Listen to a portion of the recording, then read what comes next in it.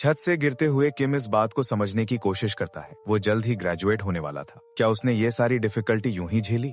लेकिन वो एक बात को लेकर श्योर था, ये वो दिन था जब उसकी जान गई, पर पूरी तरह से नहीं, क्योंकि वो बेहोशी की हालत में बच गया। अंदर नर्सेज में से एक उसकी दादी से लाइफ सपोर्ट हटाने की रिक्वेस्ट करती है, क्योंकि उसने 3 महीने बाद किसी पेशेंट को जागते हुए नहीं देखा। दादी नाराज हो जाती हैं, चिल्लाती हैं कि वो अपने पोते पर कभी हार नहीं मानेंगी। छत से गिरने के बाद उसे कोमा में डिक्लेयर किया गया था। वो टच को फील कर सकता था और अपनी दादी के रोने की आवाज भी सुन सकता था।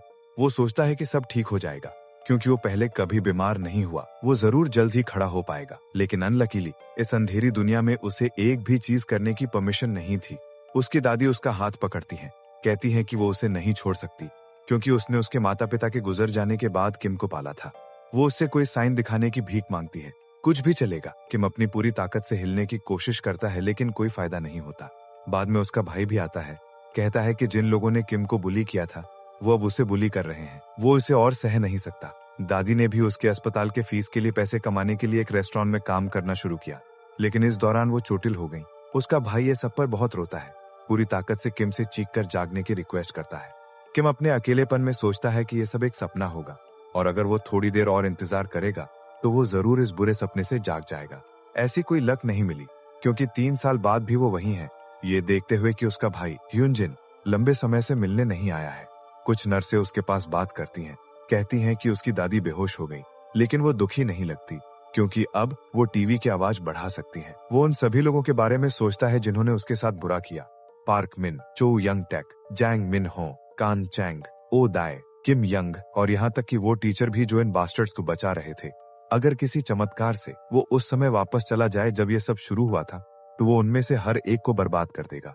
वो अपने बदले के बारे में सोचता है, लगातार अपने मन में उन्हें पीटने की इमेजिनेशन करता है। लेकिन साल बीत जाते हैं, 4, 5, 6, 7, और बदला अभी भी उसके दिमाग में है। लेकिन 10 साल बीत जाते हैं और वो हार मान लेता है। किम आखिरकार एक आंसू बहाता है, किसी से भी उसकी जिंदगी खत्म करने की विनती करता है। अचानक एक आदमी उसके सामने दिखाई देता है, जिससे किम की आंखें खुल जाती हैं। वो जागता है, सोचता है कि ये भी एक आम दिन है, लेकिन ऐसा नहीं है, क्योंकि वो अपनी कक्षा के अंदर है। किम सोचता है कि ये शायद बस एक और सपना होगा, लेकिन वो अपना गाल नोचता है और दर्द महसूस करता है, जिससे वो पुष्टि के लिए एक पेन लेता है। वो पेन को अपनी टांग में चुभाता है। हाँ, ये कोई सपना नहीं है, वो सच में वापस आ गया है। उसके पीछे वो अपने एक बुली पार्क को देखता है, जो किसी को बुरी तरह पीट रहा है, और सब लाचार होकर देख रहे हैं। किम ध्यान देता है कि ये सिचुएशन उसके सारे दर्द का शुरुआती पल है। वो वही समय है। वो मिन के पीछे जाता है, एक शब्द कहता है, रुको। पार्क उसके हिम्मत पर हंसता है, अपनी बातों से किम को नीचा दिखाता है, लेकिन अचानक किम उसे सीधे गाल पर मुक्का मारता है, जिससे वो चुप हो जाता है। ऐसा लगता है कि किम हाई स्कूल के अपने पहले साल में वापस आ गया है, उस पल में जिसकी उसने इतने समय से डिजायर की थी। वो दिन जब उसके जीवन में सब कुछ बदल गया था। किम को सब कुछ साफ साफ याद है। पार्क आधे मन से क्लास सुन रहा था। एक मासूम लड़के ली जोंग के पास जाता है और कहता है कि उसे उसके बदले उसका गेम कैरेक्टर बढ़ाना चाहिए। ली झटके से हाँ कहता है और पार्क इसे अनुमति मान लेता है। उस दिन वो पार्क का गेम नौकर बन गया और इस वजह से उसके नंबर कम हो गए। पार्क उससे बार बार उसके निजी पैसे भी मांगता था, जो वो गेम में लगा देता था। इस वजह से ली का तनाव बढ़ गया और उसने पार्क पर गुस्सा दिखाते हुए कहा कि अब उसे खुद ही सब संभालना चाहिए। वो पहली बार था जब किम ने अपनी आंखों के सामने मारपीट होती देखी थी। वो कोई मुसीबत नहीं चाहता था, लेकिन ली कभी कभी उसकी पढ़ाई में मदद करता था। वो बस देख नहीं सकता था। वो वहां जाने की कोशिश करता है, लेकिन एक सहपाठी उसे रोक देता है। कहता है कि अगर उसने पार्क से पंगा लिया तो वो अपनी मौत को न्योता देने जैसा होगा। किम को रिजल्ट्स का पता था, लेकिन फिर भी गया, क्योंकि वो खेलों में बुरा नहीं था, वो लड़कों में कमजोर नहीं था। चूंकि शिक्षक थोड़ी देर बाद आ गए तो सिचुएशन को जैसे तैसे संभाल लिया गया। लेकिन उस दिन के बाद से पार्क और उसका गैंग किम को लगातार बुली करते रहे। हर दिन उसे घसीटा जाता था और उसे ठीक होने का एक दिन भी नहीं मिला। उसे बेहोश होने तक पीटा जाता था। वो नरक था। उसकी सिचुएशन को बताने का और कोई तरीका नहीं था। बात आज के दिन पर आती है, जहां पार्क को अभी अभी मुक्का लगा है। वो जवाब देने की कोशिश करता है, लेकिन किम जल्दी से उसका हाथ पकड़ता है और उसे एक मेज पर पटक देता है, जिससे उसे काफी खून बहता है। वो पार्क को झटके देता है, सोचता है कि उसने इस सिचुएशन को कोमा में रहते हुए अपने सिर में कैसे याद किया था। वो नोट करता है कि पार्क की एक सामान्य लड़ने की स्टाइल है, जो सिर्फ अपने शरीर पर निर्भर है। उसे मार खाने की आदत नहीं है, इसलिए वो एक ही वार के बाद गिर जाएगा। ऐसा लगता है कि किम ने इतने सालों में ये ठीक उसी सीन को काउंटलेस बार सोचा था। वो पार्क को लॉकर्स की ओर फेंकता है, लगातार उसे अपने पैर से मारता है। वो पार्क को खतरनाक तरीके से देखता है, उन सभी लोगों के बारे में सोचता है जो उसे पीटने का इंतजार कर रहे हैं। एक कुर्सी अचानक उसकी तरफ फेंकी जाती है। ये पार्क के गैंग का काम था।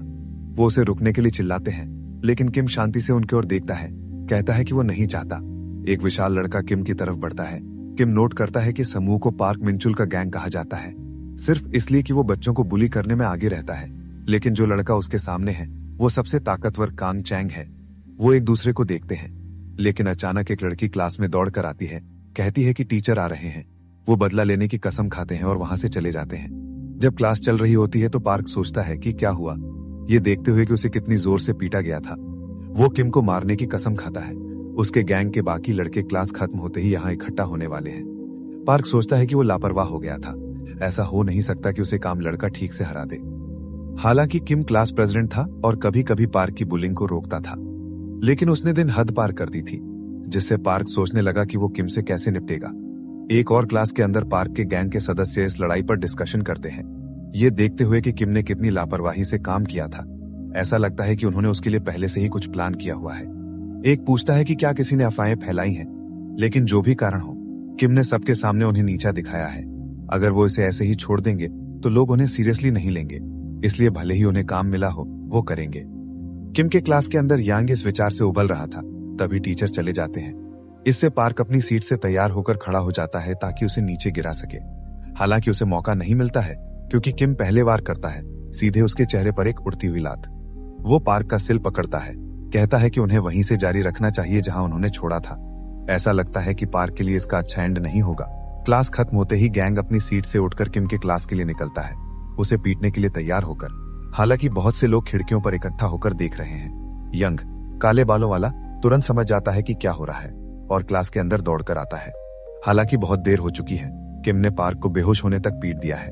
उसका खून उनके कपड़ों पर छिलक रहा है। कान, किम सोचता है कि ये लड़का ही उसके लिए एकमात्र प्रॉब्लम है। क्या किया जाना चाहिए? आंसर इजी है, चालाकी से लड़ना। वो पास रखे लॉक्स में से एक को पकड़ता है और उसे कैंग के सिर पे मार देता है, जिससे वो लड़का बेहोश होकर गिर जाता है। बाकी दोनों शॉक में घूरते हैं, लेकिन किम अभी रुका नहीं है, क्योंकि वो लंबे बालों वाले पर झपटता है और इस प्रोसेस में उसे जमीन पर फेंक देता है। किम उसे लगातार पंचेस मारता है। उसे पीछे वाले की फिक्र नहीं है। इस लड़के जो को एक ही बार में फिनिश करना बेहतर है अगर वो इस लड़ाई को जीतना चाहता है जहाँ वो आउट नंबर्ड में है। किम उसके करीब जाता है, उसे किलर लुक से देखता है। उसने इस बैटल के लिए लंबे समय तक प्रिपेयर किया था, लेकिन ऐसा लगता है कि उसकी बॉडी इन चीजों में साथ देने के लिए फिट नहीं है। फिर भी वो डटा रहता है। उसे एक और अपोनेंट को टेक डाउन करना है। वो अपना ध्यान जोंग की तरफ मोड़ता है, जो अब बुरी तरह डरा हुआ है। वो नोटिस करता है कि किम पहले इतना स्ट्रांग नहीं था। वो किम को एक भयानक ऑरा एमिट करने वाले किसी डिमोनिक क्रीचर के रूप में देखता है। किम उसके पास आता है और एक मुक्का प्रिपेयर करता है, जिसका इंटेंट इस लड़के को अनकॉन्शियस करना है। एक टीचर एन वक्त पर आता है, जोंग को बचाता है, जिससे इससे रिलीफ मिलती है। वो सोचता है कि अब किम की खैर नहीं, he is doomed now. Teacher उसे टीचर्स लाउंज में ले जाता है। उसके एटीट्यूड के लिए उसे बैश करता है। वो सोचता है कि ये एक बड़ी प्रॉब्लम है, क्योंकि उसके एडवाइजर के रूप में उसे रिस्पॉन्सिबिलिटी लेनी होगी। अगर वो इन्वॉल्व नहीं होना चाहता है तो उसे सारा ब्लेम किम पर डालना होगा। किम को बैश करना जारी रखता है, कहता है कि इन सभी ईयर्स में जब से वो टीचिंग कर रहा है, उसने कभी उसके जैसा कोई नहीं देखा। किम उसे टोकता है, शांति से कहता है कि उसे ओवर रिएक्ट नहीं करना चाहिए, क्योंकि ये स्कूल में वायलेंस का पहला इंसिडेंट नहीं है। किम कहता है कि वो चीजों को बढ़ाए बिना दबाने के लिए अपने उस स्किल का यूज कर सकता है। टीचर से उसके लिए केस को दबाने के लिए कहता है ताकि वो ट्रबल में न पड़े। टीचर इस डिसरिस्पेक्टफुल बिहेवियर से तंग आकर किम को थप्पड़ मारता है, जिस पर दूसरे टीचर्स का भी ध्यान जाता है। किम इस सब के बारे में सोचता है, इसीलिए वो मरा। हैरासमेंट की वजह से नहीं, बल्कि कावर्डली एडल्ट्स की वजह से, जो किसी और चीज में बहुत बिजी थे। उसे क्लियरली याद है कि ये टीचर छुल एक टीचर के रूप में कैसे रहता था। लगातार घूस लेता था, एक पीस ऑफ ट्रैश जिसे ह्यूमन नहीं कहा जा सकता। किम उसे वार्न करता है, कहता है कि उसे रुक जाना चाहिए। अगर वो नहीं रुका तो वो पेरेंट्स से, खासकर यांग के पेरेंट्स से मिल रहे घूस के बारे में दूसरों को बता देगा। इसके अलावा भी उसके पास कहने के लिए और चीजें हैं। फॉर एग्जाम्पल, उस अफेयर के बारे में जो वो इंग्लिश टीचर के साथ कर रहा है। ऐसा लगता है कि किम का इस सिचुएशन पर पूरे कंट्रोल है। पास्ट में उसने मदद के लिए एक टीचर के पास जाने की कोशिश की थी।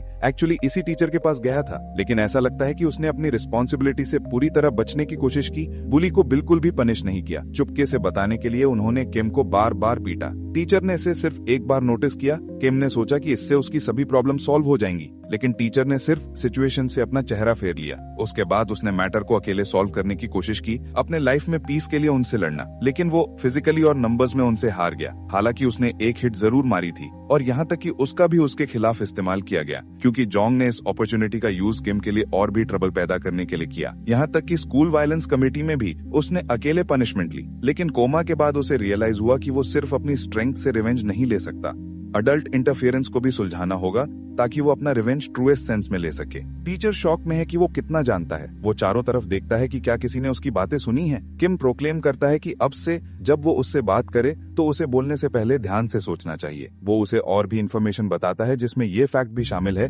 कि उसे एक यूनिवर्सिटी सीनियर के थ्रू जोंग के पेरेंट्स से मिलवाया गया था और इस तरह वो जोंग के स्कूल में एंटर होने से पहले ही उसकी देखभाल कर रहा था। एक रिवॉर्ड के रूप में उसे हर महीने एक पेमेंट मिलती है और वो अफेयर जो वो इंग्लिश टीचर के साथ कर रहा है, जो एक मैरिड वुमन है जिसके 3 बच्चे हैं। यहाँ तक कि वो उस मोटेल को भी जानता है जहाँ वो अक्सर जाते हैं। वो बैठ जाता है, टीचर को उसके सिचुएशन के बारे में वार्न करता है। भले ही उसे स्कूल छोड़ना पड़े, किम उसकी लाइफ को डिस्ट्रॉय करने के लिए जरूर रहेगा। उसे याद है कि जब वो अपने 3rd ईयर में था, अफेयर का रिवील हो गया था और उसकी वाइफ जो उसे जोरदार थप्पड़ मारने के लिए स्कूल आई थी। ये र्यूमर भी था कि उसके वाइफ के पास ही उनके शेयर्ड स्टफ का ज्यादातर हिस्सा था, और अगर ये सच है तो किम इसके सामने आने के डर पर कंट्रोल कर सकता है। टीचर अपना सिर झुकाता है, हार मानकर किम के कमांड्स पूछता है।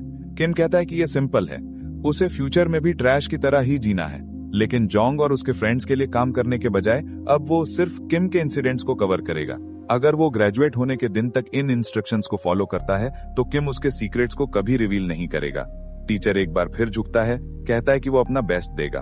अब ये कार्ड सेट होने के बाद किम को तेजी से एक और कार्ड के बारे में सोचना होगा ताकि वो अपना रिवेंज ले सके। लेकिन उससे पहले उसे कुछ फिनिश करना है। ये सोचते हुए वो जुंग की क्लास की तरफ जाता है। अंदर जुंग आज की इवेंट से बहुत गुस्से में है, लेकिन शांत हो जाता है, ये सोचते हुए कि टीचर इस मैटर को जाने नहीं देगा, क्योंकि वो उसके पेरेंट्स के पे रोल पर है। वो सोचता है कि क्या दूसरों ने उसे किम से डरते हुए पकड़ लिया, जिससे वो क्लासरूम में कुर्सी फेंक देता, जिससे उसके क्लासमेट्स निराश हो जाते हैं। वो बैठ जाता है, ये सोचते हुए कि अगर उसे किम से दोबारा फाइट करने की अपॉर्चुनिटी मिली तो वो जरूर जीत जाएगा। उसकी प्रेयर्स का जवाब मिल गया लगता है, क्योंकि किम क्लासरूम का दरवाजा खोलता है, कहता है कि उनका कुछ अनफिनिश्ड बिजनेस है। किम उसे तुरंत मुक्का मारता है, उसे क्लास के पार फेंक देता है। वो जुंग के पास जाता है, जो अब डर से इमोबिलाइज्ड है। वो सिर्फ देख सकता है। किम उसे लगातार पीटता है, जिससे जुंग सोचता है कि वो एक पागल है। आशा की ये किरण तब दिखाई देती है जब टीचर को ये फाइट होते हुए दिखती है, लेकिन पास्ट की तरह सिर्फ अब रोल्स रिवर्स्ड है। वो दूर चला जाता है। किम ये बैटल जीत चुका है। इससे पहले टीचर बैठ जाता है, ये सोचते हुए कि वो इस इंसिडेंट को कैसे दबा सकता है। हालांकि इसे दबाना इम्पॉसिबल लगता है, क्योंकि ये एक इंसिडेंट है जहां 3 स्टूडेंट्स को हॉस्पिटल भेजा गया था। स्कूल भी चाहेगा कि ये सिचुएशन ना बढ़े, लेकिन इसके लिए किम को किसी तरह पनिश करना होगा। अगर वो ऐसा नहीं करता है तो पेरेंट्स हंगामा करेंगे। खासकर जुंग के पेरेंट्स अपने बेटे की बात पर आंखें बंद नहीं करेंगे। वो इन्फ्लुएंशियल और वेल्दी हैं, जिनके पास कई रेजिडेंशियल कॉम्प्लेक्सेस हैं। वो किसी भी फाइनेंशियल सपोर्ट को भी नहीं बख्शेंगे। किम ही अकेला है जो ये कर सकता है। वो अकेला है जो स्कूल की मदद कर सकता है। हाल ही में हुआ रेनोवेशन ज्यादातर उनके डोनेशन के थ्रू हुआ था और उसे भी उनसे पैसे मिले थे। अगर उन्हें पता चला तो उनके गुस्से से कोई नहीं बच पाएगा। वो डेस्परेटली सोचता है कि क्या करे और इस कंक्लूजन पर पहुंचता है कि वो रियल में जो कर सकता है वो जुंग को इंसिडेंट से पूरी तरह से अलग करना है। किम ने अभी तक उससे पंगा नहीं लिया है, तो उसके पेरेंट्स के लिए इस पर्टिकुलर केस में साइडलाइंस में रहना कन्वीनियंट हो सकता है। वो अपनी सीट से उठता है, इस आइडिया के साथ किम की ओर दौड़ता है। हालांकि उसकी होप्स टूट गई लगती हैं, क्योंकि वो किम के पेरेंट्स को देखता है जो अभी भी स्कूल में हैं और जुंग को बुरी तरह पीट रहे हैं। वो केयरलेस सिचुएशन से दूर मुड़ जाता है। जुंग के पेरेंट्स भाड़ में जाएं। अगर इंग्लिश टीचर के साथ उसका रिलेशनशिप रिवील हो गया तो उसके लिए सब कुछ खत्म हो जाएगा। क्लासरूम के अंदर किम इस बात पर गुस्सा होता है कि ऐसे कमजोर पीपल उसे नीचा दिखा रहे थे, नोट करते हुए कि अतीत में ये गाइज हमेशा कहते थे कि उसे इतना बुली किया गया क्योंकि वो कमजोर था, लेकिन अब जुंग इतना कांप रहा है और उसने तो अभी बस शुरू ही किया था। वो जुंग को छोड़ देता है और बैठ जाता है। किम इस बारे में सोचता है, नोट करते हुए कि जुंग वो है जिसे इतना बुली किया गया, क्योंकि एक बार जुंग से पंगा लेने पर इस इंसिडेंट को कवर करना लगभग इम्पॉसिबल है। वो ये जानता है, लेकिन अगर उसे इस रिवेंज में अपने ओपोनेंट्स को चुनना होता तो वो पार को वापस आते ही मुक्का नहीं मारता, बल्कि वो सभी कॉन्फ्लिक्ट से बचता और इसके बजाय एक पीसफुल लाइफ जीता। लेकिन एक पॉजिटिव पर्सन के रूप में एक हेलिश लाइफ से गुजरने के बाद उसने सिर्फ रिवेंज का सपना देखा और ये उसी का रिजल्ट है। जल्द ही एक केओस होगा जिसमें बहुत सारे लोगों को हॉस्पिटल भेजा गया है। Principal bright prospects high school को एक प्रेस्टिजियस स्कूल बनाना चाहता है, इसलिए वो इस इंसिडेंट के लिए किम को पनिश करने की पूरी कोशिश करेगा। फिर भी बहुत सारे लोगों ने देखा कि क्या हुआ, इसलिए वो इसे कवर अप नहीं कर सकता। अगर वो पहले इस स्कूल को हैंडल नहीं कर सकता तो वो अपना रिवेंज नहीं ले पाएगा जो उसने इतने सालों तक अपने दिमाग में रखा था। ये सिर्फ शुरुआत है। किम को एक मीटिंग में खींचा जाता है और प्रिंसिपल उसके किए के बारे में बिना किसी हेजिटेशन के बात करता है। इसे एक सीरियस क्राइम मानते हुए ज्यादातर टीचर्स इस बात से एग्री करते हैं कि कुछ किया जाना चाहिए। टीचर किम को प्रोटेक्ट करने की ट्राई करता है, कहता है कि वो फर्स्ट प्लेस में बुली किया गया था और वो उन्हें रंगे हाथों पकड़ना चाहता था, लेकिन किम इसे सहन नहीं कर पाया होगा और उसने जो किया वो किया। किम बुली होने से पहले एक विक्टिम था। टीचर इसे झुठलाने की ट्राई करता है, लेकिन प्रिंसिपल इसे बिल्कुल नहीं मानता। उसका पूरा नाम चिल्लाता है, किम योंग चल। प्रिंसिपल सोचता है कि योंग के पेरेंट्स चुपचाप नहीं बैठेंगे, इसलिए उनके गुस्से को कम करने के लिए उसे उस स्टूडेंट को पनिश करना ही होगा। अगर उसे इस स्कूल को एक प्रेस्टिजियस इंस्टीट्यूशन बनाना है तो उसे पावरफुल लोगों के साथ अपने कनेक्शंस बनाए रखने होंगे। वो बोलता है, कहता है कि वो अब से एक वीक बाद एक रिव्यू कमेटी बुलाएगा और वो उस मीटिंग में किम का फेट डिसाइड करेंगे, इसलिए उन सभी को इसके बारे में रूमर्स फैलाना बंद करना चाहिए। अभी के लिए किम मीटिंग तक सस्पेंडेड रहेगा। किम उठता है और कमरे से बाहर निकल जाता है। दूर चलते समय चुल उसके पीछे जाता है, कहता है कि नतीजों के बावजूद उसने अपना बेस्ट ट्राई किया, इसलिए वो होप करता है कि किम अपने टेम्पर को थोड़ा होल्ड करेगा। किम उसके एटीट्यूड पर हंसता है, सोचता है कि कुछ देर पहले वो उसे नीचा दिखा रहा था और थप्पड़ मार रहा था। किम बोलता है, कहता है कि उसने बेस्ट ट्राई किया, लेकिन ऐसा लगता है कि वो पहले से जानता था कि पार्क स्टूडेंट्स को बुली कर रहा है। ये कहता है कि एक बात याद रखें, जब तक वो स्कूल से ग्रेजुएट नहीं हो जाता, वो उसे बोलने से रोकने का एकमात्र तरीका है कि वो उसके खातिर अपना बेस्ट ट्राई करे, मेथड्स की केयर किए बिना। जब तक वो इतना एटीट्यूड नहीं दिखाता, वो न सिर्फ चुल की लाइफ बर्बाद करेगा बल्कि इंग्लिश टीचर की भी। वो कम से कम ये प्रॉमिस कर सकता है। चुल एग्री करते हुए अपना सिर झुकाता है। किम उसके बारे में सोचता है, वो उसे अभी डिस्ट्रॉय करना चाहता था, लेकिन वो उसका असली गोल नहीं है। वो उसके जैसे एक यूजफुल कार्ड यूं ही नहीं फेंक सकता, तब तक नहीं जब तक वो इस स्कूल में ग्राउंड वर्क तैयार नहीं कर लेता। चुल सिर्फ एक टीचर है, लेकिन ऐसा जो सर्वाइव करने के लिए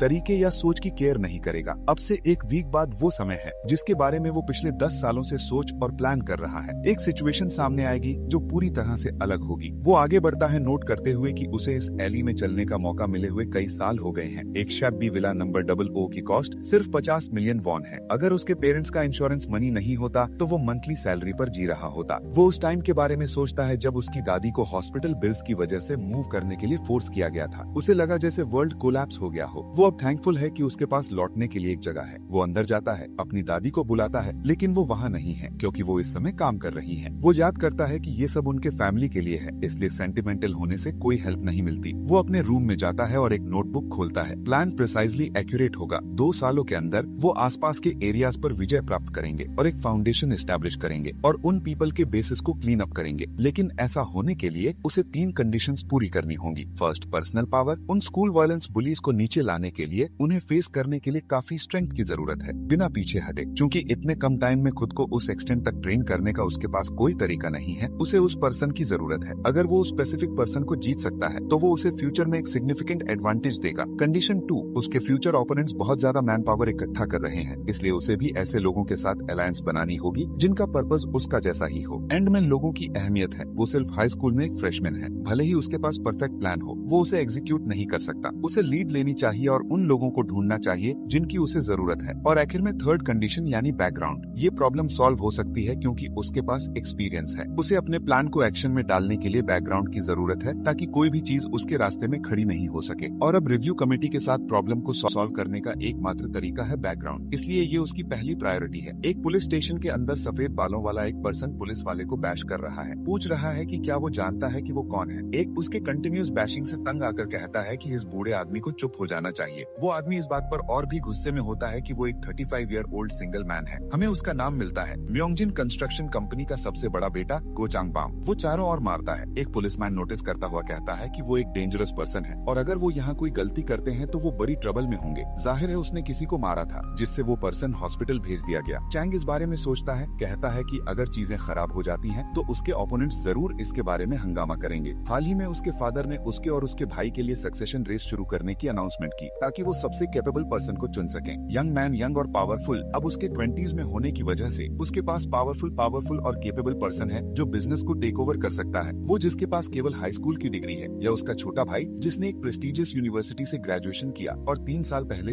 एक फेमस वुमेन से शादी भी कर ली। उस वजह से वो एक स्ट्रॉन्ग पोजीशन पर मोनोपोलाइज करने के काबिल है। वो बर्बाद है। अगर उसके फादर को इस इंसिडेंट की भनक लगती है पुलिसमैन उससे बात करता है, कहता है कि ये उसकी फॉल्ट है, क्योंकि उसने इनोसेंट को पीटा, इसलिए वो इसे ऐसे ही जाने देंगे। चैंग कसम खाता है कि वो ही थे जिन्होंने उसे पहले मारा था, लेकिन चूंकि वहाँ कोई सीसीटीवी नहीं था, वहाँ पीपल के विटनेस पर बिल्कुल भी आर्ग्यूमेंट नहीं किया जा सकता। वो सोचता है कि क्या किया जा सकता है, लेकिन तभी वो पास की चेयर पर बैठे एक टीनेजर को देखता है, जो कहता है कि वो चैंग के लिए गवाही देने के लिए यहाँ है। ये टीनेजर किम पुलिस को सिचुएशन का अनडिनाइबल प्रूफ दिखाता है और ये साबित होता है कि चैंग सही था, उन्होंने ही चैंग को पहले मारा था। पुलिस वाले ने पूछा कि उसे ये फुटेज कैसे मिली, जिस पर किम ने एक्सप्लेन किया कि वो सिर्फ वहाँ से गुजर रहा था और उसने ये सब होते हुए देखा। उसने सोचा कि सीसीटीवी की कमी के कारण ट्रबल हो सकती है, इसलिए उसने पास खड़ी कार की ब्लैक बॉक्स वीडियो मांगी और सीधा यहाँ आ गया। किम चैंग के बिहेवियर को डिफेंड करते हुए कहता है कि उसने सिर्फ अपना डिफेंस किया और ये उसकी गलती नहीं है कि वो इतना मजबूत है कि एक ही बार में उन सब लोगों को नॉकआउट कर सके। चैंग ये खबर सुनकर बहुत एंथुसियास्टिक होता है, नोटिस करते हुए कि किम कितना अच्छा बोलता है। वो ये भी सोचता है कि अब इतने सारे सबूत के साथ रेस में उसकी सिचुएशन अब खतरे में नहीं है। पुलिसमैन सारे सबूत देखकर चैंग से माफी मांगता है। चैंग अपनी सीट से उठता है और पुलिस वाले के पास जाता है। वो कहता है कि वो नहीं जानता कि वो किन सिचुएशंस में है, लेकिन वो उसका चेहरा साफ साफ याद रखेगा। ये एक क्लियर धमकी थी। बाहर वो किम के कंधे पर हाथ रखता है, खुश है कि वो सही टाइम पर हेल्प के लिए आया। चैंग उसे लार्ज सम ऑफ कैश देता है, जिसे किम सरप्राइज होते हुए तुरंत पॉकेट में रख लेता है।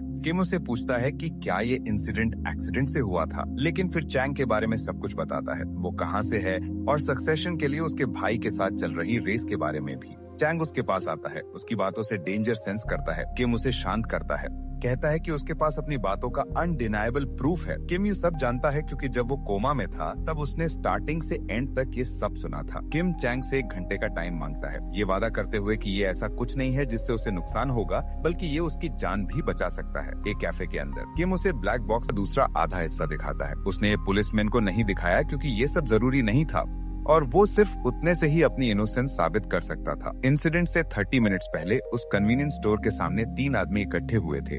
पहली नजर में वो कस्टमर्स जैसे दिख रहे थे, लेकिन 30 मिनट तक वे 1 इंच भी नहीं हिले, जैसे कि किसी का वेट कर रहे हों।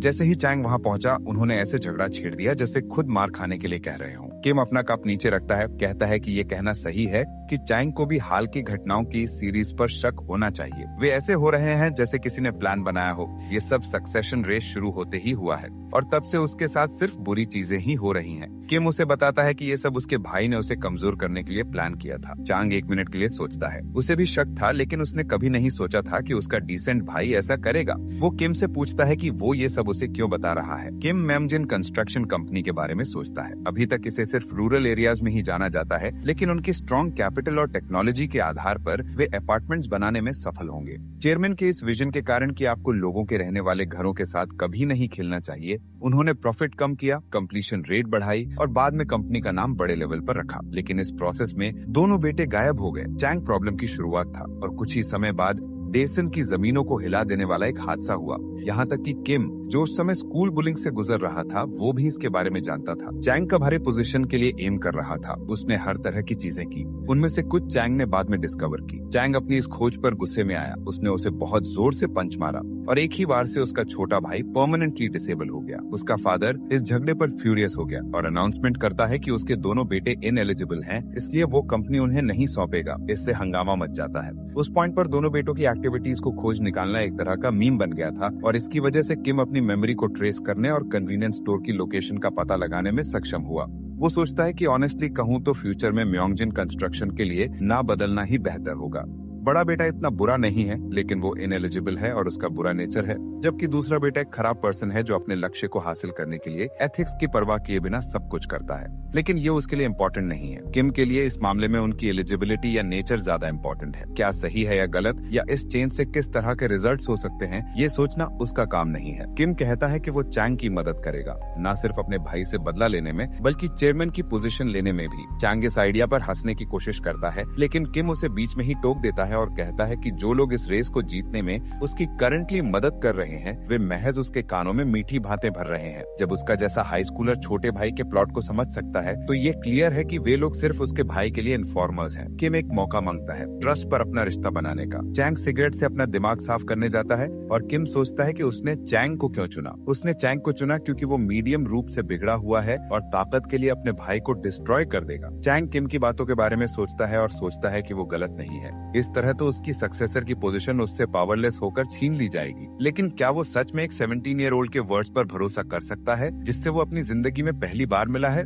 वो अपने पिता के शब्द याद करता है, अगर उसके पास कोई स्किल्स नहीं है तो उसे ऐसे लोगों से घिरे रहना चाहिए जिनके पास हैं। अगर वो ऐसा करता है तो वो म्योंगजिन कंस्ट्रक्शन का नेतृत्व करने में सक्षम होगा। चैंग अंदर जाता है और किम से प्लान के बारे में पूछता है। ये सुनने के बाद वो एक फैसला करेगा। एक अनडिस्क्लोज लोकेशन पर सबसे छोटे चैंग की सिचुएशन से भागने की खबर सुनता है। उसके प्लान के काम ना करने के विचार पर गुस्से से भड़क उठता है। वो शांत हो जाता है, सोचते हुए कि अभी भी उसी का पलड़ा भारी है और इस रेट पर अगर कुछ बुरा नहीं होता है तो सक्सेसर की पोजीशन स्वाभाविक रूप से उसे मिल जाएगी। हालांकि वो सोचना खत्म नहीं कर पाता क्योंकि फोन बजता है और कोई उसे बताता है कि मैम हंसंग होफिस्टेल में घुस गई हैं। किम उसे प्लान बताता है। रेस जीतने के लिए उसे रियलिटी का सामना करना होगा। उसके और उसके भाई के बीच सबसे छोटा क्लियरली चेयरमैन की पोजीशन के लिए ज्यादा उपयुक्त है क्योंकि उसने विदेश के एक प्रेस्टिजियस यूनिवर्सिटी में बिजनेस की पढ़ाई की है और वो वापस आते ही एक प्रेस्टिजियस फैमिली में शादी भी कर चुका है। इस तरह एक ऑफिशियल सक्सेशन स्ट्रक्चर बन गया है। किम कहता है कि कुछ भी संयोग नहीं था। सबसे छोटे ने चांग की पोजीशन चुराने के लिए सब कुछ तैयार किया है सिवाय इसके कि वो बड़ा भाई है। चांग के पास सबसे छोटे से बेहतर कुछ नहीं है, ऊपर से उसके पास बहुत सारे इंसिडेंट्स हैं, लेकिन फिर भी वो उसका सपोर्ट करेगा। लेकिन इसके बावजूद भी किम सोचता है कि उसके पास जीतने की पॉसिबिलिटी है। किम स्मग करता है और कहता है कि क्या होगा अगर उसका भाई जो हर तरह से उससे सुपीरियर है उस बॉटम पर गिर जाए जहाँ पर वो है। अगर चैंग के पास उसी के जैसी स्किल्स होती तो उसके पिता किसे चुनते? असली कंपटीशन तब शुरू होती है जब आप अपने ओपोनेंट के समान लेवल पर खड़े होते हैं। उस समय सबसे बड़ा होने की ताकत ऐसी चीज होगी जिसे पलटा नहीं जा सकता। किम उसे बताता है कि अगर उसे सक्सेस वॉर जीतनी है तो उसे 3 चीजों की जरूरत है। वो इस पहलू में पहले ही हार चुका है क्योंकि जब उसका भाई पावरफुल लोगों के साथ अच्छे कनेक्शंस बना रहा था तो वो रेड लाइट डिस्ट्रिक्ट के कचरे के साथ वही कर रहा था। दूसरी है रेपुटेशन, जो भी खो चुकी है क्योंकि चांग को आमतौर पर डेसन का आसोल कहा जाता है। और आखिर में है एबिलिटी। उसके पास यहाँ भी कोई उम्मीद नहीं है क्योंकि उसके भाई ने बिजनेस में अचीवमेंट्स के जरिए अपनी वर्थ साबित कर दी है जबकि वो बाहर पी रहा था और पार्टी कर रहा था। लेकिन अब से वे उन 3 चीजों को पलटने जा रहे हैं। किम कहता है कि ऐसा नहीं है कि वो किसी प्रेस्टिजियस फैमिली में शादी कर सकता है या अथॉरिटी यूं ही पा सकता है, इसलिए उन्हें आउट ऑफ द बॉक्स सोचना होगा। उन्हें अपने भाई चांग सुक को उसकी पत्नी से अलग करना होगा। एक बार जब उसकी पत्नी का सपोर्ट, जो उसके बैकग्राउंड में एक इम्पोर्टेंट रोल प्ले करती है, चला जाएगा तो वो स्टार्टिंग पॉइंट पर होगा ठीक उनकी ही तरह। एक ऑफिस के अंदर चैंग सुक अपने फादर गो म्योंग जिन, जो कंपनी के चेयरमैन हैं, से माफी मांगता है। वो चैंग सुक को पैथेटिक कहते हैं और बताते हैं कि वो पहले ही फादर इन लॉ से बात कर चुके हैं और उन्होंने कहा है कि वो अपने बेटे को सबक सिखाएंगे ताकि बात डिवोर्स तक ना पहुंचे। साथ ही उसकी वाइफ ने कहा कि वो कुछ समय के लिए दूर रहेगी और वो ये देखेगी कि वो उसके लिए चीजों को कैसे ठीक करता है। चैंग सुक फिर से माफी मांगने की कोशिश करता है जिससे उसके फादर भड़क जाते हैं और कहते हैं कि वो उसे पहले ही वार्निंग दे चुके थे कि अगर वो दूसरी औरतों के साथ खेलता है तो परिवार बिखर जाएगा। अगर वो ऐसे ही खेलना चाहता था तो उसे चैंग की तरह सिंगल रहना चाहिए था। फिर वो चैंग के केस पर आते हैं और पूछते हैं कि वो हाल ही में पुलिस स्टेशन में क्यों था। वो सोचते हैं कि चैंग हमेशा की तरह क्लेम करेगा कि वो इनोसेंट है। किम और चैंग के बीच हुई कन्वर्सेशन पर वापस आते हैं। चैंग को लगता है कि वो सिर्फ अपने भाई की गलतियों को ढूंढकर अपने फादर को बता दे। वो जरूर निराश होंगे, लेकिन किम कहता है कि एक बुरा आइडिया होगा। हम देखते हैं कि जब वो कोमा में था तो वो म्योंग जिन के बारे में एक डॉक्यूमेंट्री सुन रहा था जिसमें कहा गया था कि म्योंग जिन जानता था कि छोटा भाई अपने बड़े भाई के खिलाफ क्या प्लॉटिंग कर रहा है, लेकिन उसने उसे रोका नहीं। किम इस बारे में सोचता है म्योंग जिन ने सक्सेसर चुनते समय क्लीन कंडक्ट को प्रायोरिटी नहीं दी, इसलिए भले ही सक्सेसर की प्राइवेट लाइफ खराब हो, वो चाहते थे कि वो ऐसा पर्सन हो जो कंपनी में कंट्रीब्यूट कर सके।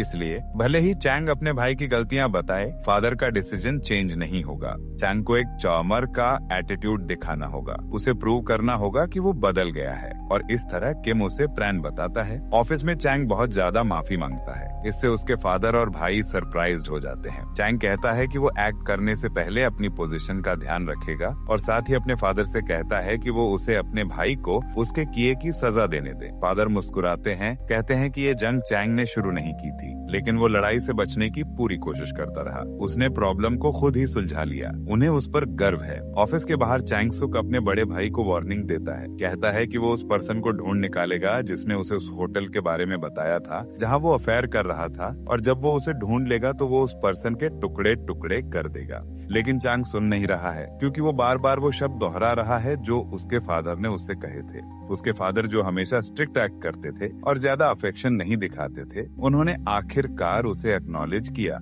उन्होंने तो उसके कंधे पर थपथपी भी दी। इस तरह की चीजें अब से होती रहनी चाहिए। चैंग किम को घर तक छोड़ता है, उस एडवाइस के लिए थैंक्स कहता है जिसने उसके फादर का ध्यान खींचा। वो ये भी पूछता है कि चेयरमैन बनने के लिए उसे क्या करना होगा। किम उसे शांत करता है, कहता है कि उन्होंने सिर्फ पहली लड़ाई जीती है और चेयरमैन बनने के लिए उसे बाकी दोनों भी जीतनी होंगी। उसके पास प्लान्स हैं लेकिन उन्हें अभी एग्जीक्यूट करना मुश्किल है। वो कहता है कि अब से चैंग को एक माइनर एम्प्लॉय के रूप में कंपनी में शामिल होना चाहिए और सीखना चाहिए कि चीजें कैसे काम करती हैं। प्लान सही समय आने पर सामने आ जाएगा। चैंग पहले तो हिचकिचाता है लेकिन मुस्कुराता है और कहता है कि वो किम की कही हर बात मानेगा। वो कहता है कि एक और बात है, ये दोनों साथ काम कर रहे हैं क्योंकि ये एक दूसरे से चीजें चाहते हैं, इसलिए चैंग की मदद करने के लिए उसने उसे एक विश पूरी करने का अधिकार दिया। वो उसे कुछ भी मांगने के लिए कहता है, ऐसी कोई चीज नहीं है जो वो उसके लिए नहीं करेगा। किम कहता है कि वो डायरेक्ट बात करेगा, वो चाहता है कि चैंग उसका हो जाए। लेकिन तभी हम देखते हैं कि रिव्यू कमेटी के दिन क्या होता है। उनका सन चॉल को थप्पड़ मार रहा है क्योंकि वो किम को एक्सपेल नहीं करना चाहता। वो सोचता है कि वो क्या कर सकता है क्योंकि वो पहले ही किम से बात कर चुका है, लेकिन वो टस से मस नहीं होगा, यहाँ तक कि वो अपने किए के लिए माफी भी नहीं मांगना चाहता। किम कहता है कि उसे सिर्फ अपना ब्रेन यूज करना चाहिए और एक सोल्यूशन ढूंढना चाहिए। उसे समझना होगा कि अगर किम मरता है तो वो भी मर जाता है, इसलिए वो जाते समय उसे गुड लक देता है। चॉल अपनी आखिरी सांसें गिन रहा है, उसे क्या करना चाहिए। कमेटी शुरू होती है और प्रिंसिपल कहते हैं कि चॉल बताएगा कि क्या हुआ था। वो खड़ा होता है और चिल्लाता है कि ये केस साफ है। इस स्कूल के बुली जिनका नाम जंग है ने पहले अपने क्लासमेट्स को परेशान करना शुरू किया था। ये एक अब्सर्ड केस है जहां आक्रमणकारी को पीड़ित माना जा रहा है। हम देखते हैं कि चैंग किम के लीगल गार्जियन के रूप में आया है। ये शायद वो फेवर है जो उसने उससे मांगा था। चॉल सरप्राइज्ड है, सोचता है कि उसके पास जंग से भी ज्यादा कैश है। वो सिर्फ ये जानता है कि चैंग असल में कौन है, इसलिए उसे स्विच लेन्स होगी। प्रिंसिपल उसके शब्दों पर सरप्राइज्ड हैं, कहते हैं कि किसी गलतफहमी से बचने के लिए उन्हें ठीक से बताना चाहिए कि क्या हुआ था। चॉल कहता है कि लंबे समय से उसे पार्क के ग्रुप के अपने साथी स्टूडेंट्स को परेशान करने की रिपोर्ट्स मिल रही थी। पहले उसने कहा कि वो उन्हें मार देगा, लेकिन उसने ऐसा नहीं किया। वो नहीं जानता था कि क्या करना है, इसलिए उसने उन्हें ऐसे काम ना करने के लिए डांटने की कोशिश की। लेकिन समय बीतने के साथ उनकी हरासमेंट और भी खराब हो गई। कुछ दिन पहले पार्क एक और स्टूडेंट जिसका नाम ली है को बुली कर रहा था और किम जो वहाँ था उसने उन्हें रुकने को कहा। उसने प्योर इंटेंशन से उन्हें रुकने की कोशिश की, लेकिन पार्क ने अपने दोस्तों को बुलाया और किम को बुली करना शुरू कर दिया, जिसके पास खुद को डिफेंड करने के अलावा कोई और चॉइस नहीं थी। वो जानता है कि किम थोड़ा ज्यादा आगे बढ़ गया, लेकिन जो नॉलेज वो रखते हैं उसके अनुसार अगर वो सिर्फ उसे सजा देंगे तो वो बड़े होकर ऐसे घटिया स्कम बैग्स बन जाएंगे जो स्कूल्स में बुलिंग को नजरअंदाज करते हैं। प्रिंसिपल कहते हैं कि वो इस बारे में बात नहीं कर रहे थे। ये इस बारे में है कि कैसे किम ने स्कूल के इतिहास में पहली बार 4 लोगों को हॉस्पिटल भेज दिया और बुलिंग के बारे में इंफॉर्मेशन कंफर्म नहीं हुई है और उसका इस टॉपिक से कोई लेना देना नहीं है। किम का रीजन कुछ भी रहा हो, वायलेंस को एक्सेप्ट नहीं किया जा सकता। वो दिल से दुखी हैं कि उन्हें चूज करना पड़ रहा है कि किसने गलत किया, लेकिन इस तरह के इंसिडेंट को दोबारा होने से रोकने के लिए पनिशमेंट नेसेसरी है। उन्हें ऐसा इसलिए करना चाहिए ताकि उनके स्टूडेंट के पेरेंट्स जिन्होंने उन पर अपने बच्चे का ट्रस्ट किया है पीस ऑफ माइंड के साथ घर लौट सके। वो जंग से पूछते हैं कि क्या हुआ था। वो अपनी आवाज में एक नकली शेख के साथ बोलना शुरू करता है और कहता है कि उसने चॉल ने जो कहा उससे बिल्कुल अलग एक्सपीरियंस किया। वो सिर्फ पास से गुजर रहा था जब उसने किम को बिना किसी स्पष्ट रीजन के पार्क को पीटते हुए देखा। ये वहाँ मौजूद क्लासमेट्स द्वारा वैलिडेट किया जा सकता है। ये फैक्ट है कि किम ने फाइट शुरू की थी। वो अपने फेस पर हाथ रखता है, कहता है कि उसने अपने फ्रेंड को पिटते हुए देखा, इसलिए उसे मदद के लिए जाना पड़ा। लेकिन बिना किसी हेजिटेशन के किम ने एक वेपन लॉक से खुद को ब्रांडिश कर लिया। जरूर किम ने भी इतना सडन लोगों को अपनी ओर आते देखकर इंटिमिडेट फील किया होगा, लेकिन उसके पास अपनी फीलिंग्स के बारे में सोचने का टाइम नहीं था क्योंकि वो सिर्फ पार्क के बारे में कंसर्न था। इसलिए वो नहीं समझता कि चॉल उस पर इल्जाम क्यों लगा रहा है। चॉल ने उसे डांटने के बाद भी किम उसे फिर से पीटने आया। उसने दूसरों के सामने उसे पीटा। हम देखते हैं कि जंग अपने हाथों के नीचे मुस्कुरा रहा है। वो सचमुच एक स्कम है। मदर उठती है और कहती है कि उन्होंने अपने अपने प्रेशियस सन को ध्यान से पाला ताकि वो कभी चोटिल ना हो। लेकिन उसके फेस को क्या हुआ है? और ये सब सिर्फ एक स्कूल स्कफल के कारण? ये सिर्फ अभी उसके बेटे के साथ हुआ है, लेकिन वो नहीं जानते कि ये बाकी बच्चों के साथ कब शुरू हो सकता है। वो पेरेंट्स होने के नाते इग्नोरेंट नहीं होने चाहिए, उन्हें बुली को पनिश करना चाहिए। बाकी पेरेंट्स डिस्कस करते हैं और इस कंक्लूजन पर पहुंचते हैं कि उन्हें किम को पनिश करना चाहिए। पार्क और उसका गैंग जो हॉस्पिटल में है सोचते हैं कि किम अब स्क्रूड होगा क्योंकि जंग की मदर एक सॉकर मॉम है जो अपने प्रेशियस किड के लिए स्कूल को पलट देती है। पार्क कहता है कि ये शायद ट्रू है, लेकिन अगर वो एक्सपेल नहीं होता है तो वो उसे ऐसा करने के लिए हैरेस करेगा, और अगर वो एक्सपेल हो जाता है तो वो इंडेमनिटी के लिए उसके पीछे जाएगा। उन सभी को कम से कम 1 मिलियन वॉन मिलेंगे। चांग अपनी मुट्ठी स्लैम करता है और कहता है कि उन्हें इस बारे में बात करनी चाहिए कि वाकई में क्या हुआ था। क्या वो नहीं जानते कि जंग जो इंसान के फेस वाला डीमन है ने ये सब प्लान किया था? प्रिंसिपल डिमांड करते हैं कि वो अपने स्टूडेंट को डीमन कहना बंद करें, लेकिन जैंग कहता है कि जंग उससे कम नहीं है। वो पर्सनली पार्क के ग्रुप के इन्वेस्टिगेशन कर चुका है और वो अन्य स्टूडेंट्स को हैरास और रॉब करते रहे हैं। वो काफी फेमस भी हैं। वो इतने फेमस हैं कि ऐसा कोई पर्सन नहीं है जो उनके बारे में ना जानता हो। चैंग सीधा उससे पूछता है कि वो ये सब क्यों छुपाने की कोशिश कर रहा है। क्या ये इसलिए है क्योंकि उसे ब्राइब मिली है? किम सिर्फ अपने आप को डिफेंड करने की कोशिश कर रहा था, और चॉल ने भी मेंशन किया था कि उन्हें इस केस की फंडामेंटल्स की जांच करनी होगी। चैंग कहता है कि जब वो छोटे थे तो क्या वो जब उस तरह के थग्स उन्हें पीटते थे? जैंग की मदर अब बस कर चुकी है और डिमांड करती है कि वो क्यों उनके बेटे को थग कह रहा है। वो उसकी आइडेंटिटी भी जानना चाहती है क्योंकि उन्होंने सुना है कि किम के कोई पेरेंट्स नहीं है। चैंग मुस्कुराता है। हम देखते हैं कि किम ने सचमुच उससे अपना कस्टोडियन बनने के लिए कहा था। चैंग कहता है कि अगर उसे मनी चाहिए तो वो सिर्फ कह दे। किम कहता है कि उसे अपनी प्लान्ड चीजों के लिए वेल्थ चाहिए, लेकिन अगर उसे सिर्फ मनी चाहिए होता तो वो आसान तरीके चुनता। वो कहता है कि उसने स्कूल में बहुत सारी ट्रबल कॉज करने की प्लानिंग की है। वो सिर्फ कोई मामूली चीज नहीं जो स्कूल में कॉमन है, बल्कि इतनी बड़ी इंसिडेंट्स जो लीगल प्रॉब्लम्स कॉज कर सकें। और हर बार जब ऐसा होता है तो वो होप करता है कि वो चैंग उसके बैक पर रहेगा और प्रॉब्लम सॉल्व करने में मदद करेगा। किम कहता है कि अगर चैंग ये उसके लिए कर सकता है और उसे सेटिस्फाई कर सकता है तो वो चाहे कुछ भी करना पड़े वो उसे म्योंगजिन कंस्ट्रक्शन कंपनी का चेयरमैन बना देगा, या फिर शायद कुछ और भी ग्रेटर। चैंग एग्री करता है, कहता है कि वो उस तरह की चीजों में ग्रेट है। वो कमिटी को अपनी आइडेंटिटी रिवील करता है, कहता है कि वो किम का कस्टोडियन है और साथ ही म्योंगजिन कंस्ट्रक्शन कंपनी का सबसे बड़ा बेटा है। चैंग कहता है कि किम उसके लिए एक छोटे भाई के जैसा है। वो ऐसा टाइप नहीं है जो ट्रबल कॉज करे, लेकिन उसने सुना कि उसे एक कमेटी में बुलाया गया है, इसलिए वो अपना सारा काम एक तरफ रखकर भागता हुआ आया है। वो कहता है कि चियोनेल हाई एक प्रेस्टीजियस स्कूल है और होप करता है कि किम बिना किसी ट्रबल के इसमें पढ़ सके। वो कंपनी के नाम पर स्कूल को स्पॉन्सर करने की भी प्लानिंग कर रहा था, लेकिन अब वो कंसिडर कर रहा है। वो कहता है कि एजुकेटर्स को स्टूडेंट्स में अच्छे वैल्यूज इंस्टिल करने चाहिए, और अगर ऐसा है तो वो क्यों किम जो बुलिंग के खिलाफ लड़ा को पनिश किया जा रहा है। वो सभी उसके साथ हुए बुलिंग के वर्षों को इग्नोर कर रहे हैं और उसे अपने लिए खड़ा होने पर पनिश कर रहे हैं। जब उसे पीटा जा रहा था तब ये सब कहाँ था? जब किम विक्टिम था तो उन्होंने आंखें क्यों फेर ली? अगर उन्होंने ऐसा इसलिए किया क्योंकि वो एक गरीब परिवार से था और उन्हें बुली के परिवार से हशमनी मिली, वो प्रॉमिस करता है कि वो ये आसानी से जाने नहीं देगा। वो इस जगह को उलट पुलट कर देगा। वो बुली जो विक्टिम की सीट पर बैठा है और वो जो यंग के साइड पर हैं, वो जरूर मेक श्योर करेगा कि वो कभी दहसान में कदम न रखें। वो इसे एक थ्रेट मान सकते हैं। प्रिंसिपल इस टर्न ऑफ इवेंट्स पर सरप्राइज्ड हैं। क्या किम अनाथ नहीं था और अपने यंगर ब्रदर के साथ नहीं रह रहा था? अगर वो यंग का साइड लेते हैं तो वो म्योंगजिन कंस्ट्रक्शन के साथ कनेक्शंस बनाने का सपना भी नहीं देख पाएंगे। अगर वो इतने पावरफुल पीपल के साथ पंगा लेते हैं तो उन्हें मोस्ट लाइकली दहसान सिटी से बाहर फेंक दिया जाएगा। लेकिन ये उनका गुड साइड हासिल करने का एक चांस भी है, भले ही उन्हें ट्रेटर कहा जाए। अगर वो स्कूल के फ्यूचर के बारे में सोचते हैं तो उन्हें जरूर किम का साइड लेना चाहिए। वो कहते हैं कि उन्होंने बुली किड्स के एक ग्रुप के बारे में सुना था और रिंग लीडर शायद यंग था। मदर इस पर मुंह तोड़ जवाब देने की कोशिश करती है, लेकिन कोई लक नहीं क्योंकि वो उन्हें बोलने नहीं देते। प्रिंसिपल कहते हैं कि यंग सिर्फ एक पर्सन है जो फैक्ट्स जानता है और ये एक ऐसी जगह है जहाँ जजमेंट सिर्फ फैक्ट्स पर दिया जाता है।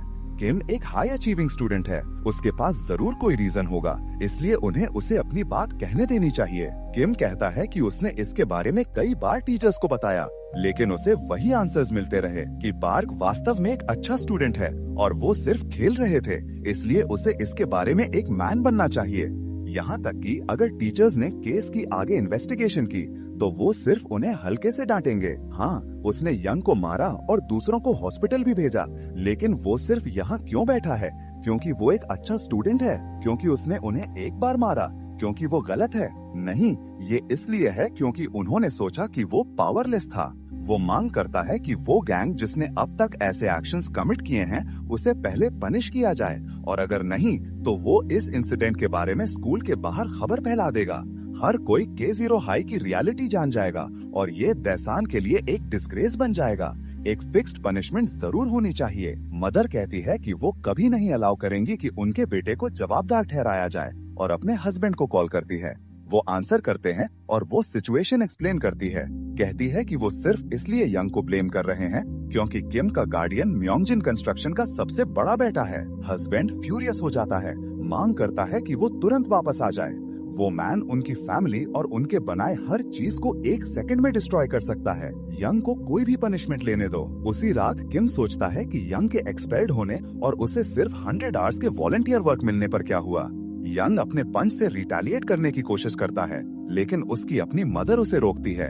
किम मुस्कुराता है और मांग करता है कि वो अपने घुटनों पर बैठ जाए और बेग करे।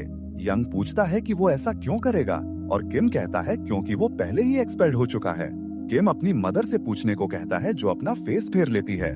वो यंग के कान में फुसफुसाता है कि उसे सूद करने की पूरी कोशिश करनी चाहिए, क्योंकि ये सिर्फ एक्सपल्जन के साथ खत्म नहीं हो सकता। मदर डेस्परेटली यंग से बेग करने का आग्रह करती है और वो ऐसा करता है। ये सीन किम के पिछले लाइफ में उसकी ग्रैंड मदर ने जो किया था उसकी मिमिक्स करता है।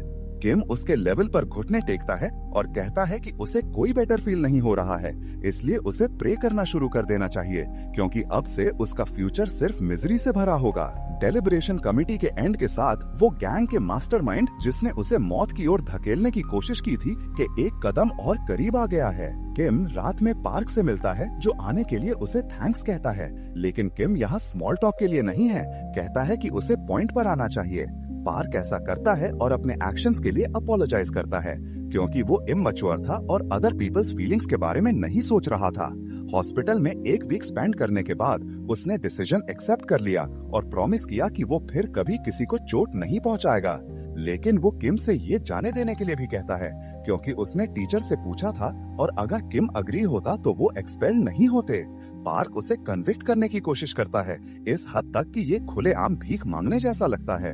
भले ही वो सबके सामने हाई एंड माइटी एक्ट करते हैं, लेकिन वो अब भी अनस्टेबल लाइव्स वाले हाई स्कूलर्स हैं।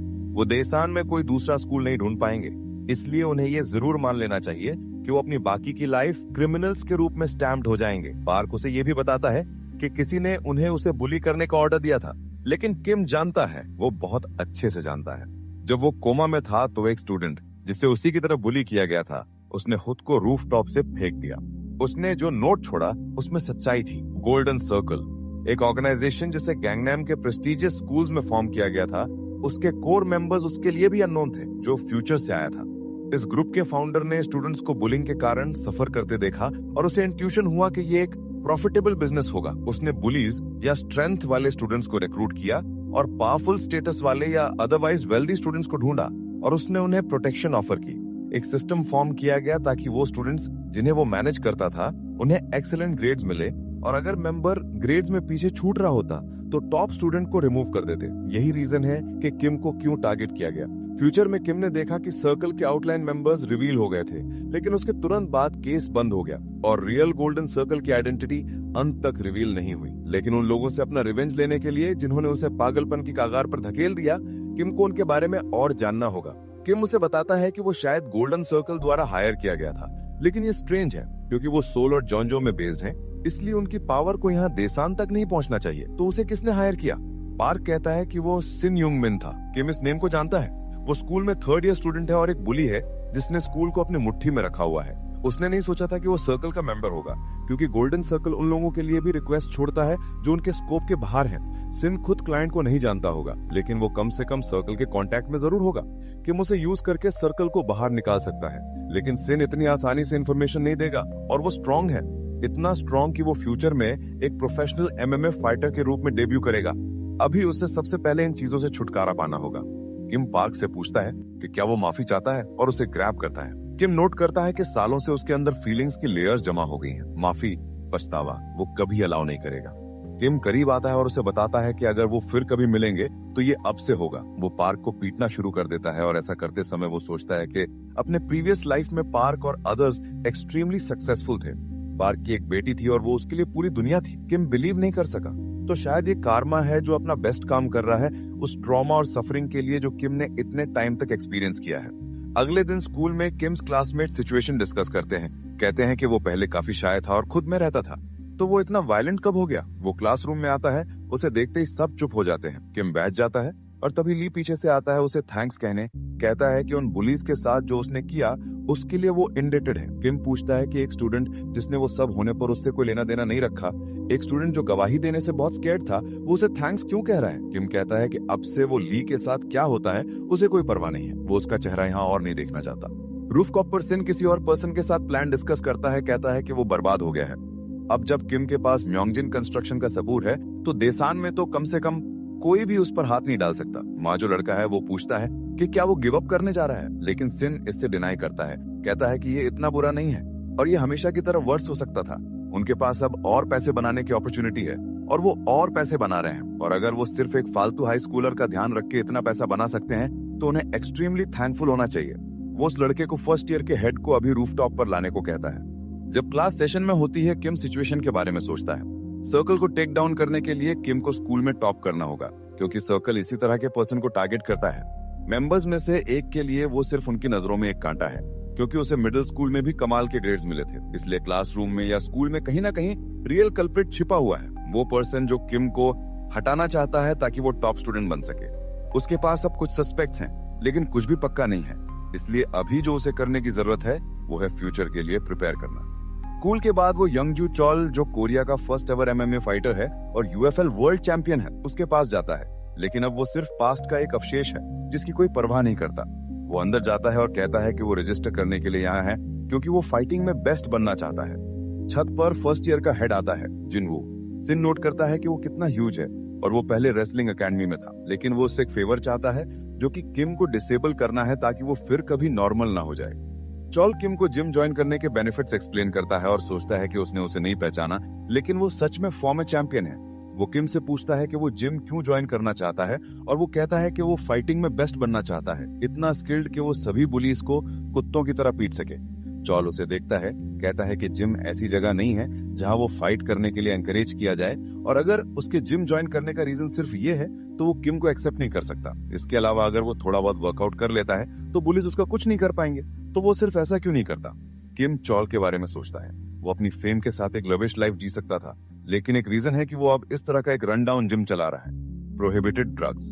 अपने टाइटल को डिफेंड करने के थर्ड मैच के बाद किए गए डोपिंग टेस्ट में उसके बॉडी में एनाबॉलिक स्टेरॉइड्स पाए गए। उसने बिना बहाना बनाए पब्लिकली अपनी गलती एडमिट की और वहीं पर अपना करियर एंड कर दिया। लेकिन किम को इन सब की कोई परवाह नहीं है। वो जिसकी केयर करता है वो है उसका टैलेंट, क्योंकि चॉल ने एक बेकार थर्ड ग्रेड फाइटर को कोरिया का बेस्ट बना दिया। अगर वो उस मैन को इन्हें ट्रेन करने के लिए मना सकता है तो वो और भी ज्यादा स्ट्रांग हो जाएगा। किम कहता है कि जब वो फाइटर था तो उसने अपने अपोनेंट्स को हराने के लिए जो कुछ भी करना पड़ा किया, और वो भी बेसिकली वही कर रहा है, तो कोई प्रॉब्लम नहीं होनी चाहिए, है ना। चॉल बोलता है कि तब वो स्टूपिड था और अगर वो टाइम टर्न बैक कर सकता तो वो सेम मिस्टेक दोबारा नहीं करता। एक रिजल्ट के लिए गलत फैसले लेना, जिसे हार्ड वर्क से अचीव किया जा सकता है, उसे सच में तेजी से गिरा देगा, जैसा कि उसके साथ हुआ। चॉल खड़ा होता है और मांग करता है कि किम चला जाए, क्योंकि उसके पास उसे सिखाने के लिए कुछ नहीं है। लेकिन तभी किम कहता है कि वो उसे 100 मिलियन मन देगा, क्योंकि वो जानता है कि उसे अभी पैसों की जरूरत है, और अगर वो प्रॉमिस करता है कि वो उसे ट्रेन करेगा तो चॉल को एक दिन के अंदर पैसे मिल जाएगा। वो एडवांस में पे करेगा और इवन अफॉर ट्रेनिंग के बीच में क्विट करता है तो चॉल को कोई नुकसान नहीं होगा। किम ऐड करता है कि वो ड्रग चूज करने के सभी आउटकम्स जानता था, लेकिन उसने फिर भी ऐसा किया। वो सब जो हुआ वो सिर्फ उसके एक्शंस की वजह से था। ये किम के लिए भी सेम है। अगर वो उससे फाइट करना सीखता है तो वो एक्सपेक्टेड से भी वर्स एंड अप हो सकता है। वो डिसेबल्ड हो सकता है या अपनी पूरी लाइफ के लिए जेल जा सकता है, लेकिन वो रिस्क जानकर यहाँ आया है और इस तरह के फ्यूचर को एंड्योर करने के लिए डिटर्मिन्ड है। उसे चॉल जैसा इंस्ट्रक्टर चाहिए। वो कहता है कि वो कभी किम को ड्रग्स यूज नहीं करने देगा, वो ट्रेन करके मदद करेगा, लेकिन पहले अगर वो किम के अगेंस्ट एक राउंड एंड्योर कर सकता है तो वो उसके डिटर्मिनेशन को एक्नॉलेज करेगा और ऑफर को एक्सेप्ट कर लेगा। उस रात वो घर वापस आता है, वो बहुत ज्यादा पीटा हुआ है। ग्रैंडमा उसे इस तरह देखकर शॉक्ड हो जाती है और डिमांड करती है कि वो बताए कि उसके बच्चे के साथ ऐसा किसने किया, और चॉल वहां बैठा किम के घर वापस आने का वेट कर रहा है। लेकिन चॉल नहीं आता। चॉल वहाँ जिम में किसी को मैसेज कर रहा है। हम देखते हैं कि चॉल ने फाइट स्टार्ट करने से पहले किम को वार्न किया था। कहा था कि वो काफी लोगों से मिला है जो यहाँ बुलिंग की वजह से आए थे, लेकिन उसने उनके गोल्स के बारे में ज्यादा केयर नहीं की, क्योंकि वो सिर्फ वर्ड्स हैं। वर्ड्स जो रिंग में खड़े होने पर मीनिंगलेस हैं। ऐसे लोग थे जो काफी कॉन्फिडेंट थे, लेकिन फाइट स्टार्ट होने के बाद वो जल्द ही उससे भीख मांगने लगे। वो रूल्स एक्सप्लेन करता है, 3 मिनट्स नो ग्राउंड। किम को सिर्फ 1 राउंड एंड्योर करना है। अगर वो ये एंड्योर कर सकता है तो चॉल उसे ट्रेन करने का प्रॉमिस करता है। वो स्टैंस लेते हैं और वो किम की बकवास पोस्चर को नोटिस करता है, लेकिन अदरवाइज फियरलेस एटीट्यूड को भी। चॉल एक पंच के लिए जाता है जिसे किम ब्लॉक कर लेता है, लेकिन ऐसा नहीं लगता क्योंकि चॉल उसके ब्लॉक से गुजरता है और किम को उसकी आस पर फेंक देता है। चॉल डिमांड करता है कि वो खड़ा हो जाए, क्योंकि उन्हें शुरू किए सिर्फ 10 सेकंड्स हुए हैं। फाइटिंग बिगिन होती और किम ब्लॉक करने के अलावा कुछ नहीं कर सकता। चॉल के पंचेस सडनली रुक जाते हैं और तब वो किम को लेग्स पर हिट करता है, जिससे वो गिर जाता है। चॉल कहता है कि उन्हें रुक जाना चाहिए, लेकिन किम खड़ा हो जाता है और फाइट कंटिन्यू करने की डिमांड करता है। चॉल के एंडलेस अटैक्स कंटिन्यू होते हैं, जबकि किम सिर्फ यही सोच रहा है कि उसे क्या करना चाहिए। वो चॉल को एक पंच मारने जाता है, जो कि उसे चॉल पर एक परफेक्ट अपरकट लैंड करने की अपॉर्चुनिटी मिल जाती है। उसे लगता है कि ये खत्म हो गया। वो जाने की कोशिश करता है, ये सोचते हुए कि वो खुद को एक ऐसे पर्सन को नहीं बेच सकता जो इतना भी इंड्योर ना कर सके। उसे खुद को फिर कभी बेवकूफ नहीं बनाना चाहिए। लेकिन उसके आश्चर्य के लिए किम उठ जाता है, ये कहते हुए कि अभी खत्म नहीं हुआ है। चॉल उसे देखता है और उसकी आंखों में गुस्से और निराशा को पहचान लेता है। इससे पहले कि वो एक डीमन बन जाए, चॉल को उसे रौंदना होगा। चॉल ये नोट करता है कि उसका सोच विचार यहीं खत्म होता है।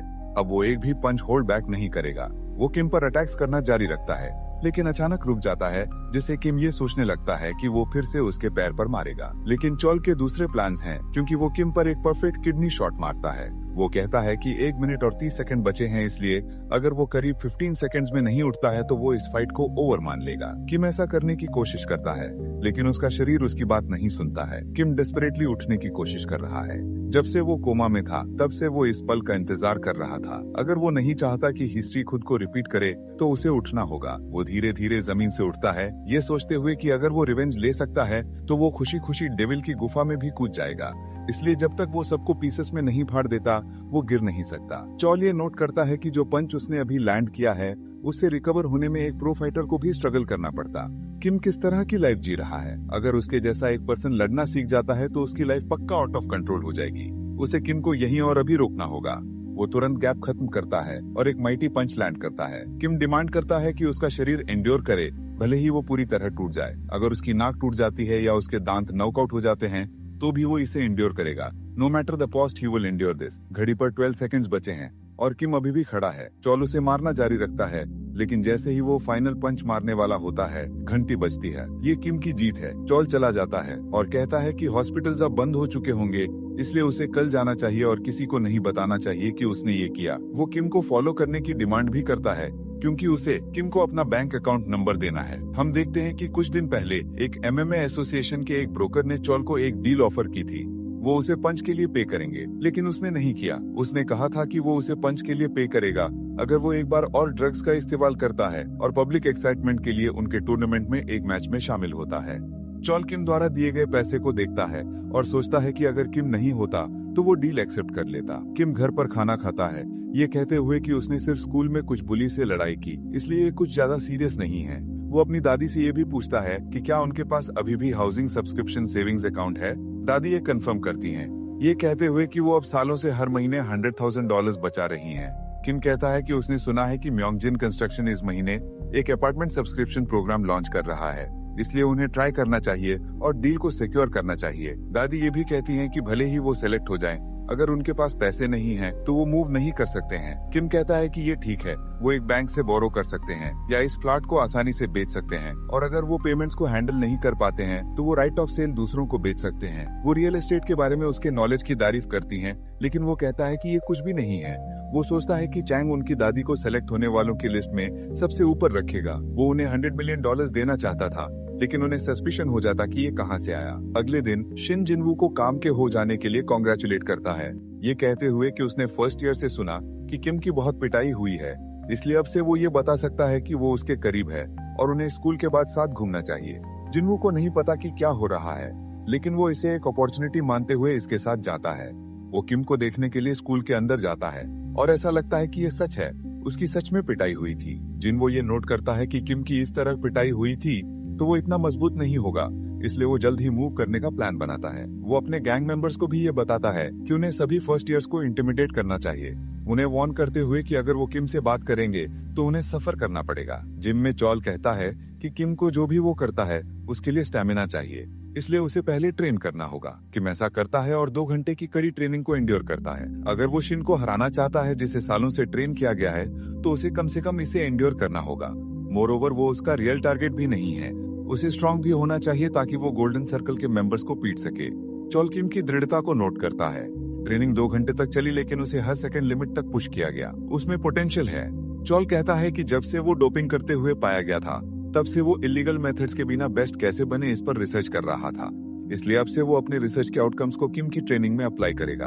अगर वो इसके साथ तालमेल बिठा सकता है तो वो इतना मजबूत बन जाएगा कि किसी को भी अपनी ताकत के सामने झुकने पर मजबूर कर देगा। 1 हफ्ते बाद किम क्लास में बैठा होता है जब अचानक एक लड़का उसके पास आता है, सियुवू, जो उसे बताता है कि उसने कुछ भी गलत नहीं किया है और वो उन लोगों के साथ एक ही तरफ नहीं रहना चाहता जो उसे इग्नोर कर रहे हैं। किम पूछता है कि वो किस बारे में बात कर रहा है और सियुवू एक्सप्लेन करता है कि जिनवो ने कहा था कि वो किसी को भी मार देगा जो उसके करीब आने की कोशिश करेगा। किम पूछता है कि वो फिर क्यों आया और सियुवू कहता है कि वो एलिमेंट्री स्कूल से दोस्त हैं, इसलिए अगर वो बीटन टू डेथ भी हो जाता है तब भी वो एक ऐसे फ्रेंड को इग्नोर नहीं कर सकता जिससे बुली किया जा रहा है। किम ये नोट करता है कि सियुवू ने पहले उसे बचाने की कोशिश की थी लेकिन इस प्रोसेस में उसे बुली किया गया था, इसलिए उसने प्रिटेंड किया कि वो उसे जानता ही नहीं है। और एक दिन जब वो बेहोश था, सियुवू माफी मांगने आया था कि वो इतना वीक क्यों था। वो अपने फ्रेंड को प्रोटेक्ट नहीं कर सका और अगर कोई और लाइफ होती तो वो किम को अकेला नहीं छोड़ता। वो सियुवू का हाथ पकड़ता है और कहता है कि उसे ऐसा एक्ट नहीं करना चाहिए जैसे वो दोस्त हों, उसे वो करना चाहिए जो दूसरे कर रहे हैं, क्योंकि जो वो सह रहा है वो उसका कोई बिजनेस नहीं है। सियुवू चला जाता है, किम को रिमाइंड कराते हुए कि वो जो करना चाहता है वो करेगा और वो उसे अकेला नहीं छोड़ेगा। किम ये नोट करता है कि गोल्डन सर्कल को फुलफिल करने के प्रोसेस में वो नहीं जानता कि उसे किस तरह का पेन और सफरिंग होगा। सियुवू इसमें इन्वॉल्व नहीं हो सकता। उसके फैमिली को छोड़कर सभी रिलेशनशिप्स को कट ऑफ कर देना चाहिए। उसे इस फाइट में दूसरों को इन्वॉल्व नहीं करना चाहिए। जाने के लिए रेडी होते समय किम ने सुना कि जिनवू ने सियुवू को पकड़ लिया है और वो इस समय उसे पीट रहा है। किम अपने एक सच्चे फ्रेंड को बचाने की उम्मीद में क्लासरूम से बाहर भागता है। हम देखते हैं कि एक कमरे में जिनवू सियुवू को कन्फ्रंट कर रहा है, पूछते हुए कि उसने किम से बात क्यों की। क्या उसने पहले उसकी वार्निंग नहीं सुनी थी या वो इतना स्टूपिड है। सियुवू धीरे धीरे पास आता है, कहते हुए कि वो जिससे चाहे उससे बात करेगा, अपने फ्रेंड से, इसलिए उन्हें प्लेइंग करना बंद कर देना चाहिए और सीरियस हो जाना चाहिए।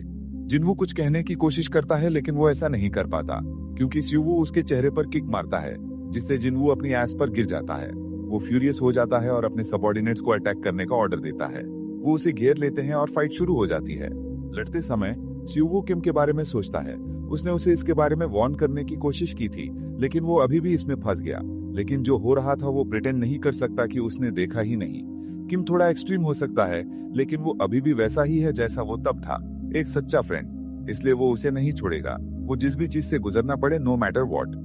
सियुवू स्किल्ड है लेकिन इतने सारे लोगों के उस पर अटैक करने से वो कमजोर हो रहा है। अचानक जिनवू पीछे से आता है और उसे अपरकट मारता है जिससे सियुवू एनेबल हो जाता है। वो उसे वॉल पर फेंक देता है कहते हुए कि वो कुछ भी नहीं है, यहाँ तक कि अपने यूजलेस मार्शल आर्ट्स के साथ भी। जिनवू उसे स्लैप करना जारी रखता है कहते हुए कि उसे वार्निंग पर ध्यान देना चाहिए था। अब वो उसकी लाइफ को लिविंग हेल बना देगा, इसलिए उसे जरूर प्रिपेयर्ड रहना चाहिए।